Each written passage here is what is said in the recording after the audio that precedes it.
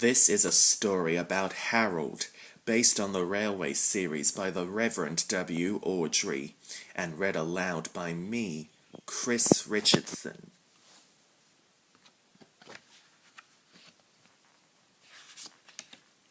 This is a story about Harold the Helicopter.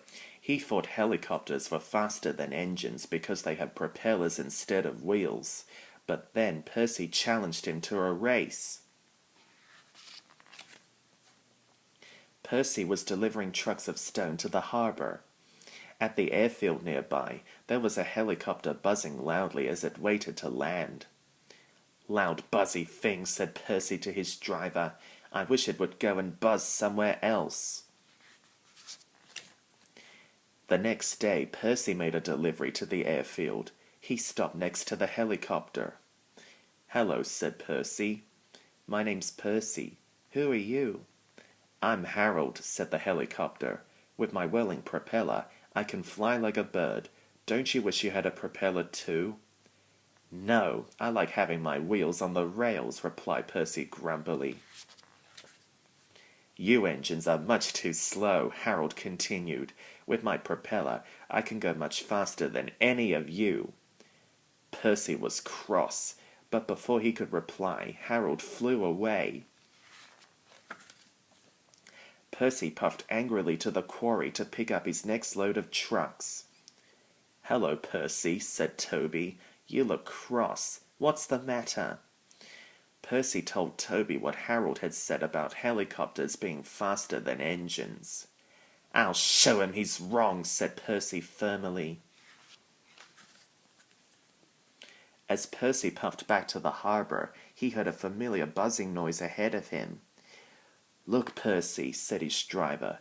"There's Harold. Let's race him. Then he'll see who's fastest." "Yes, we'll show him wheels are better than those funny whirling arms," said Percy, and he rushed after Harold. Harold heard Percy speeding up behind him. He realized Percy was racing him to the harbour. "You'll never beat me," he said proudly. "I will have landed at the airfield before you can stop at the harbour wharf." "Don't listen to him," said Percy's driver. "We can win this." The race was on. Harold thought a little engine pulling heavy trucks full of stone could never beat him. But suddenly he saw that Percy was drawing level with him. A few minutes later, Percy's driver shouted, "We're in the lead, Percy!"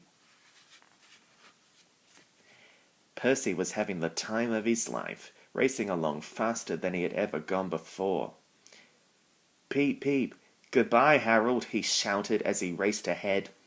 Harold looked down in surprise. He couldn't believe Percy was beating him. Harold charged after him. Percy's fireman was shoving coal into the furnace as fast as he could. He wiped a cloth across his hot face. "Phew," he said. "This is hard work. I hope we do beat Harold." Then he heard the signal that warned them the harbour wharf was nearby. "Nearly there," cried Percy's driver. "I hope we've done enough to win." Percy braked as he approached the wharf. He rolled under the main line and halted at the buffers, puffing loudly. "Did we win?" he said breathlessly. His fireman scrambled onto the cab roof and looked at the airfield.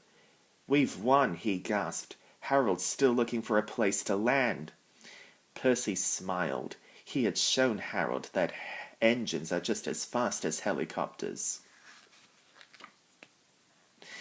Later, Harold looked embarrassed when Percy made a delivery at the airfield. Percy's driver and fireman sang a song. Said Harold Helicopter to our Percy, "You are much too slow. Your railway is out of date and not much use, you know." But Percy with his stone trucks did the trip in record time, and we beat Harold the Helicopter on our old branch line. Harold smiled at Percy as he flew over him. "You've shown me that you can go even faster than me," he said. "I guess wheels are as good as a propeller after all." Percy smiled happily. What fun it had been racing against Harold. He couldn't wait to get back to the engine shed and tell the others all about it.